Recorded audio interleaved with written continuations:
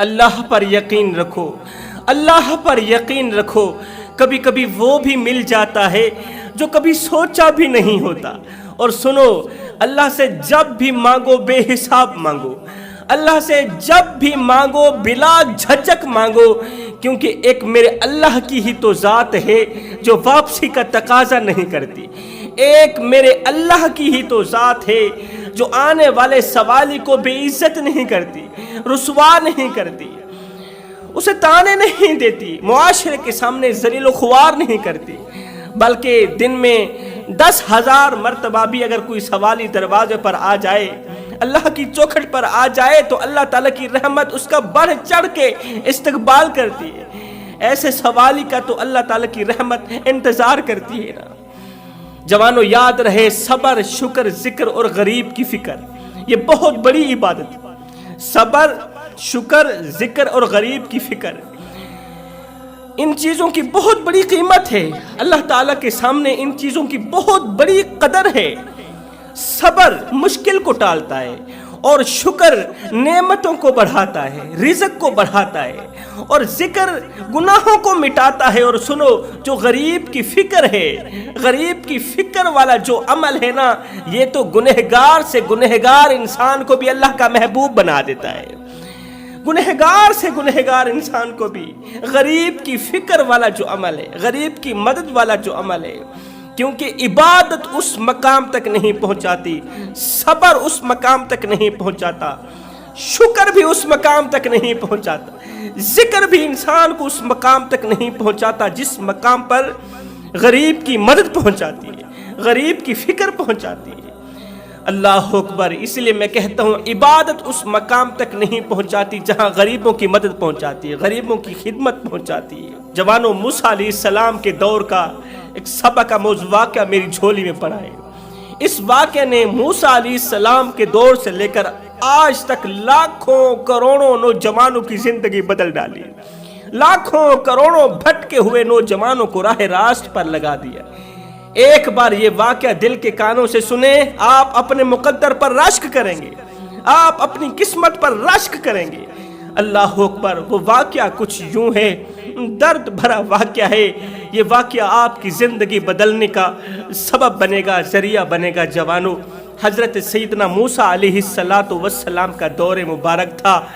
آپ کے دور میں ایک شخص تھا جس کو بیماریوں نے چکنا چور کر رکھا تھا، طرح طرح کی بیماریوں نے اسے گھیر رکھا تھا۔ اس نے بڑا علاج کروایا، بڑے بڑے حکیموں طبیبوں سے علاج کروایا، مگر بے سود رہا۔ حکیموں طبیبوں نے اسے لا علاج ٹھہرا دیا کہ اس کا کوئی علاج نہیں ہے، اب یہ مر جائے گا، کیونکہ بیماری نے اس کے اندر کو کھوکھلا کر دیا، بیماری نے اس کے اندر کو ختم کر دیا، اب یہ نہیں بچ پائے گا۔ جوانوں، جب اس بیمار شخص کو علاج کی کوئی بھی صورت نظر نہ آئی، سامنے موت منڈلا رہی تھی، موت کا ڈر تھا، موت کے خوف کے اندر پھنس گیا، جب حکیموں طبیبوں نے اسے لا علاج قرار دے دیا تو اس کے کسی عزیز نے کہا، او بھائی، تو نے بڑے بڑے حکیموں طبیبوں سے علاج کروایا مگر بے سود رہا ہے، کسی کے علاج نے تیرے اوپر اثر نہیں کیا، کسی کی دوائی نے تیرے اوپر اثر نہیں کیا، تو چلا جا حضرت موسیٰ علیہ السلام کے پاس۔ میں نے سنا ہے کہ جو بھی موسیٰ علیہ السلام کے دروازے پر جاتا ہے خالی ہاتھ واپس نہیں جاتا۔ اے بندے، اگر تجھے شفا کی ضرورت ہے، اگر تجھے صحت کی ضرورت ہے تو کسی اور کے دروازے پر نہ جا، نہ تو حکیم کے دروازے پر جا، نہ طبیب کے دروازے پر جا، تو نے بڑا ہی علاج کروا لیا مگر بے سود رہا ہے۔ میں تو یہی چاہتا ہوں کہ تو حضرت موسیٰ علیہ السلام کے دروازے پر چلا جا۔ میں نے سنا ہے وہ جو بھی دعا کرتا ہے اللہ تعالیٰ فوراً موسیٰ کی دعا کو قبولیت کا شرف عطا کرتا ہے۔ موسیٰ جس کسی کے حق میں جو بھی دعا کرتا ہے اللہ تعالیٰ قبول فرماتا ہے۔ موسیٰ علیہ السلام کے پاس جا کر اپنی صحت یابی کے لیے دعا کروا، اللہ تعالیٰ تجھے ضرور شفا دے گا، اللہ تعالیٰ تجھے ضرور صحت مند کرے گا۔ اب وہ شخص چونکہ اپنی دن بدن کی بڑھتی ہوئی بیماری سے بہت زیادہ پریشان تھا، فکر لاحق ہو گئی تھی کہ کہیں مر بھی نہ جاؤں، مر گیا تو چھوٹے چھوٹے بچوں کا کیا بنے گا۔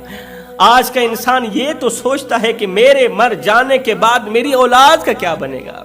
مرنے والا یہ تو سوچتا ہے، اس بات پر روتا ہے، چیختا ہے، چلاتا ہے کہ میرے مر جانے کے بعد میری اولاد کا کیا بنے گا، میری بیوی کا کیا بنے گا، میرے بچوں کا کیا بنے گا، مگر یہ نہیں سوچتا کہ میرے مر جانے کے بعد میرا کیا بنے گا۔ اللہ اکبر، ہر وقت یہی سوچتا رہتا تھا کہ اگر میں مر گیا تو میرے چھوٹے چھوٹے بچے کہاں جائیں گے۔ دوست کے مشورے کو سر آنکھوں پر رکھتے ہوئے اس نے اپنی بیوی سے مشورہ کیا کہ میرا دوست کہہ رہا ہے کہ میں اگر موسیٰ کے دروازے پر چلا جاؤں، موسیٰ سے جا کے اپنی شفا یابی کے لیے دعا کرواؤں تو اللہ تعالیٰ مجھے شفا دے دے گا۔ تو بیوی نے کہا بالکل ٹھیک ہے، میں بھی اس بات کے حق میں ہوں کہ تم موسیٰ کے پاس چلا جا اور جا کر شفا کی بھیک مانگ، صحت یابی کی بھیک مانگ۔ مجھے پکا یقین ہے کہ اگر موسیٰ نے تیرے حق میں دعا کے لیے ہاتھ اٹھا لیے تو اللہ تعالیٰ موسیٰ کی دعا رد نہیں کرے گا۔ اس سوچ کی بنیاد پر یہ شخص صبح سویرے گھر سے باہر نکلا۔ بیوی نے ڈھیروں دعاؤں اور نیک تمناؤں کے ساتھ شوہر کو رخصت کیا کہ جاؤ موسیٰ علیہ السلام کے پاس۔ یہ موسیٰ علیہ السلام کی طرف جانے کے لیے گھر سے نکلا۔ پورا دن اس نے سفر کیا، گرتے ہوئے، سنبھلتے ہوئے، اٹھتے ہوئے، بیٹھتے ہوئے،